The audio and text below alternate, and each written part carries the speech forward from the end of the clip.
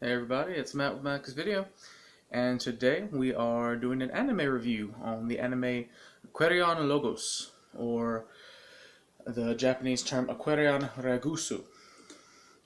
Now, Aquarion Logos, so I gotta pull up my my notes.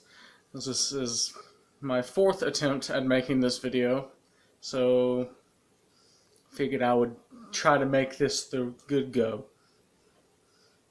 Do my best anyway.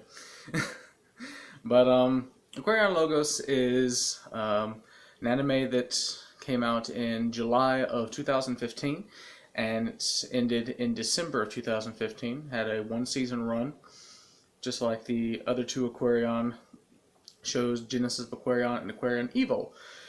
Now, Aquarion Logos was created by the production company Satellite as a 10-year anniversary remembrance of Genesis of Aquarion. It came out in 2005. So it was kind of a celebration of how far things had come since they came out with that. So, that being said though, Aquarion Logos takes on a different story than the first two. It breaks away from what Aquarion, Evil, and Genesis did, since they stuck to the same storyline and universe and everything, but Logos is its own universe. It goes its own storyline, its own rules.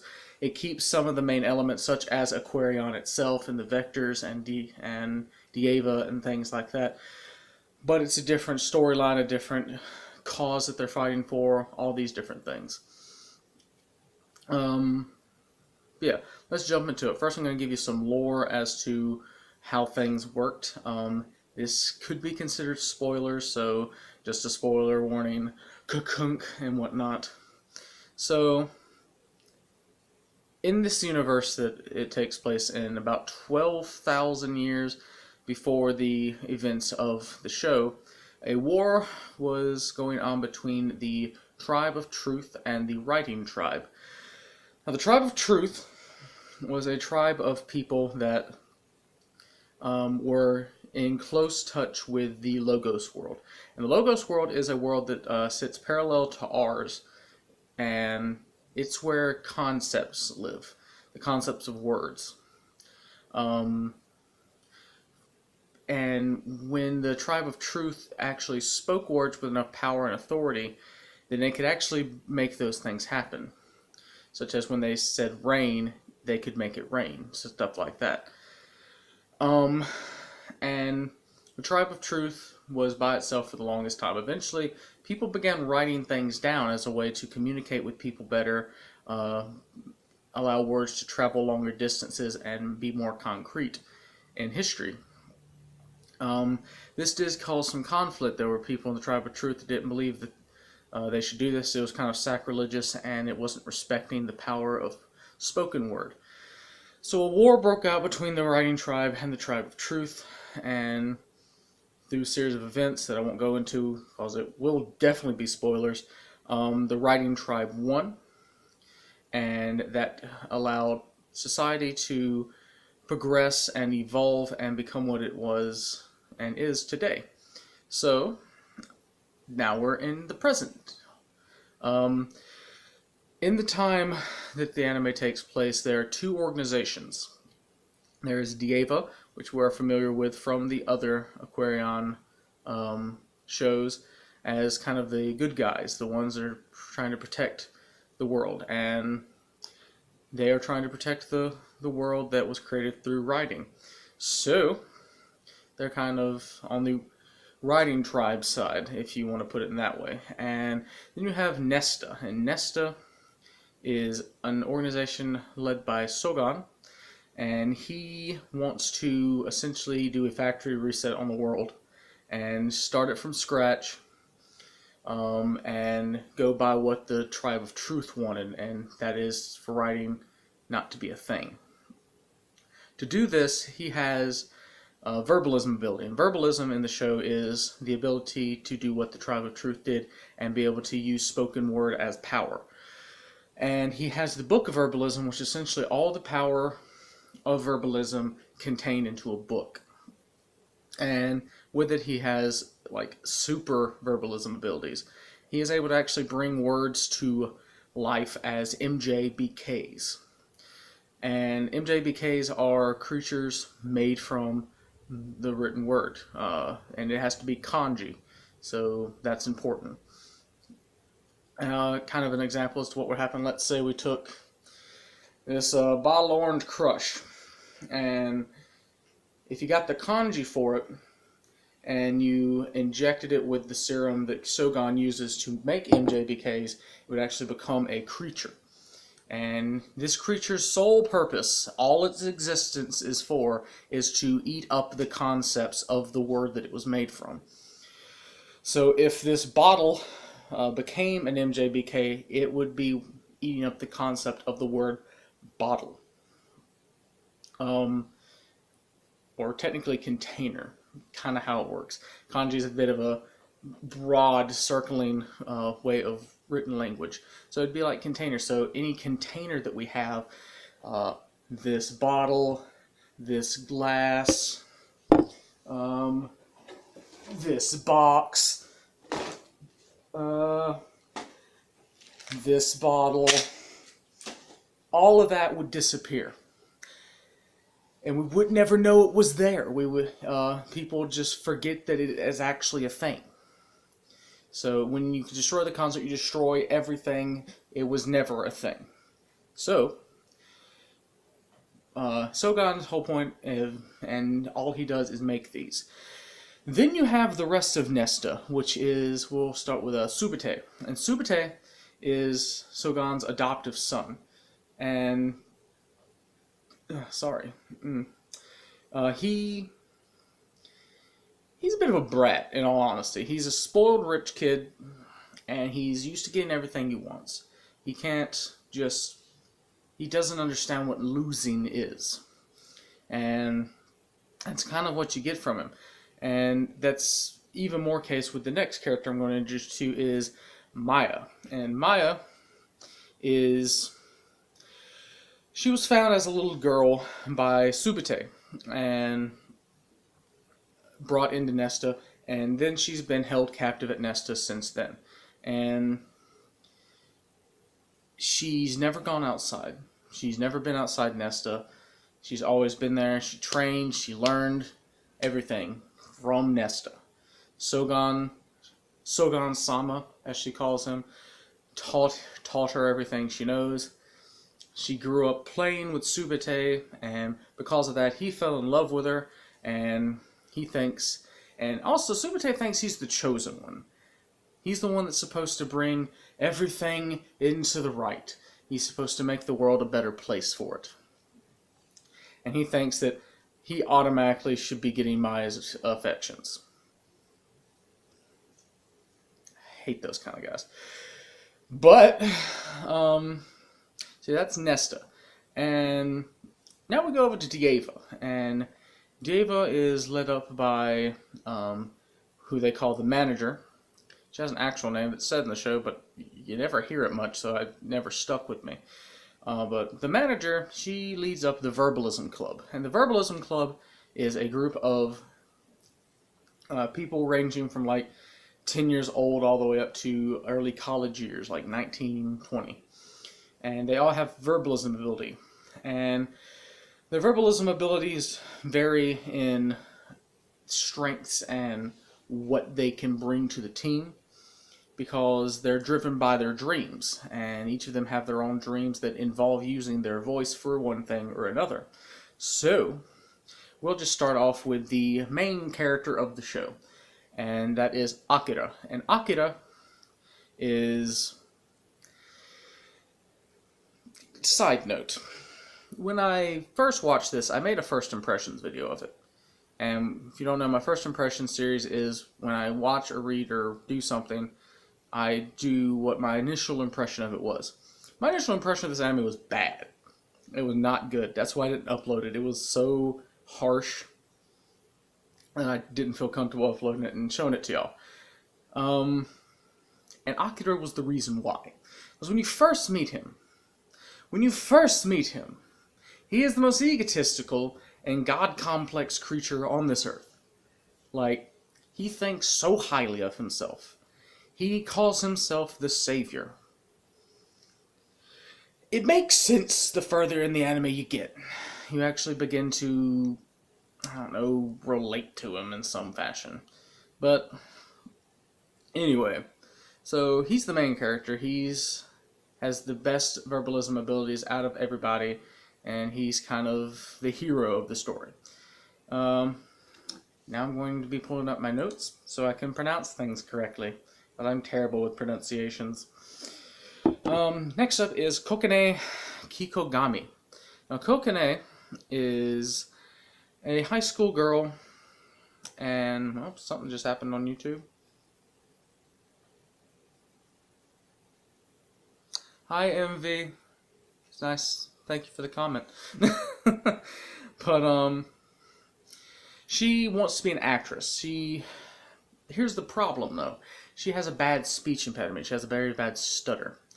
Because of that, she doesn't have a lot of self-confidence. She's always doubting herself. She's always timid. She always tries to hide in the background. But she wants to be a famous actress. And she falls in love with Akira like that. Like, I can't even... like that. Because he saves her from getting mugged and whatnot. And so she instantly falls in love with him. Point dot the end.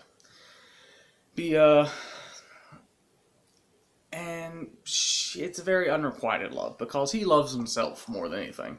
And because of that, she's kind of the secondary female main character. Maya's your real main female character, followed by Kokone. Anyway, moving on. We have Tsutomi Domon. This is probably my favorite character in the show, by far. Loved him to death. He reminded me of me so much. He is a high school age kid who comes from a long line of traditional Japanese comedians.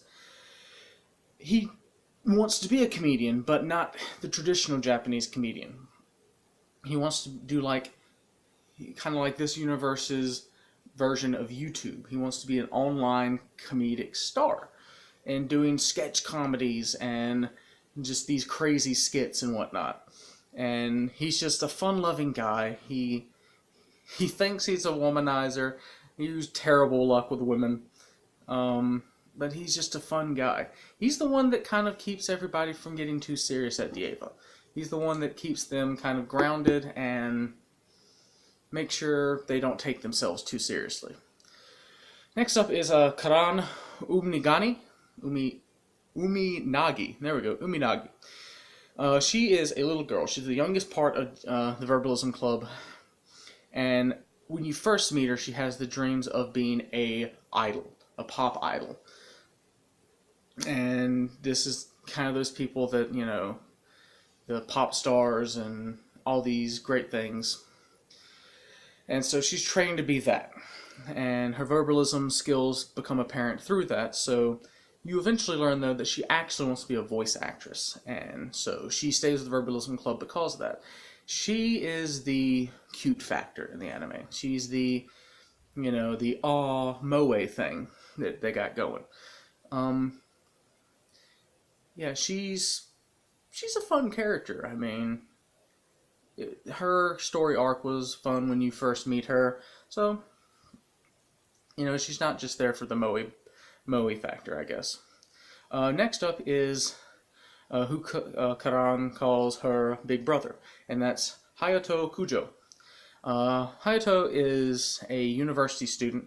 He's studying political science, and he wants to be a politician. He wants to be, high rank. He wants to change Japan for the better.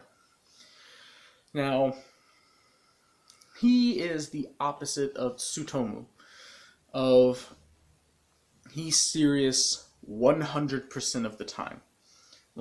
Never takes a funny moment. Because he's 100% and he hates Akira through most of it. He's jealous of him, and he doesn't understand why everybody always placed their trust in him over anybody else. So, Yeah. So that's pretty much the crew. That's who the characters are. And Dieva, they go and try to defeat the MJBKs.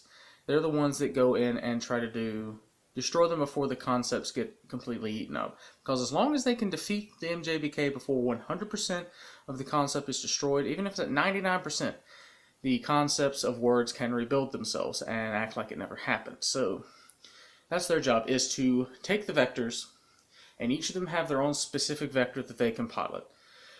And they each have their own purpose and whatnot. And the difference between this Aquarion and the other ones is, all the other ones, it was 3 people merging. Well, technically Evol was 2 people. We won't get too much into that. But they don't call it merging this one, they call it Gutai, or something like that. Some pronunciation of the other. And it's essentially the merging, and instead of being able to pilot it with actual piloting skills, the vectors are controlled by their verbalism abilities. They speak it, and it happens. The only thing really controlled non-verbalism is the gun on the vectors. And there are how many different variations of the merge of the actual Aquarion, to whereas all the other ones usually had about 3.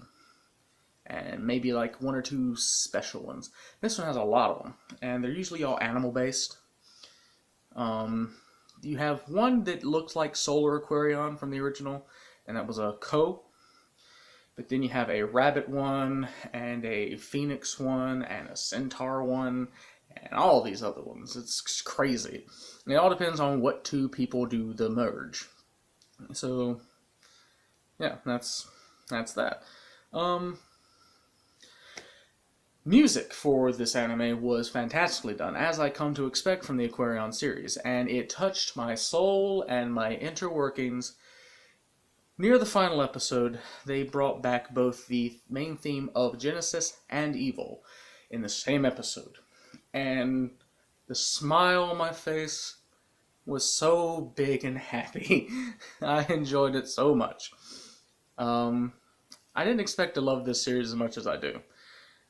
It was honestly surprising from the get-go that I liked it anyway. But the animation, you can tell it's come a long way since Genesis. Genesis was nice. It had staying value. It still looks good today.